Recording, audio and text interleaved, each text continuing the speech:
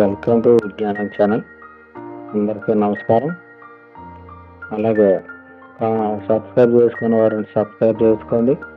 Video పూర్తిగా కడ వరకు చూసిన తర్వాత మీ అభిప్రాయం కామెంట్ సెక్షన్లో కామెంట్ చేయండి. లైక్ అయితే వేసుకోండి. మన టాపిక్లోకి వెళ్ళిపోదాం.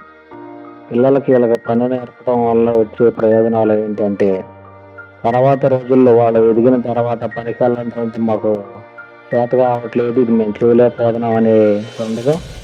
ఇంకోటి ఏంటంటే, చెడు సావాసాలకు పోకుండా వాళ్ళు మంచి మార్గంలో నడిపించిన వాళ్ళు అవుతాము.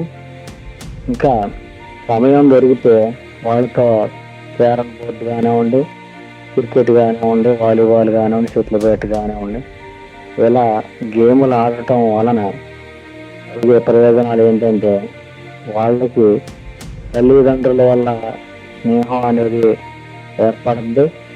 వాళ్ళు మన నుంచి ఏం కోరుకుంటున్నారో మనకి అర్థం అవుద్ది.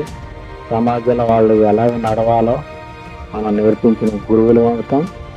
కాకపోతే ఎలాంటి సమయం దొరికినప్పుడల్లా పిల్లలకి ఏం నేర్పించాలో అవన్నీ నేర్పించాలి.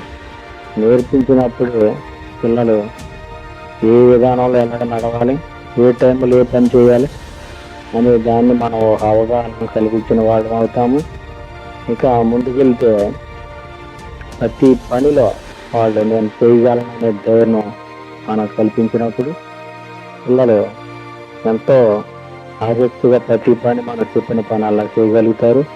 దాన్ని మీరు గమనించి ప్రతి పిల్లవాడికి మీరు తల్లిదండ్రులుగా ప్రతి పని నేర్పించండి.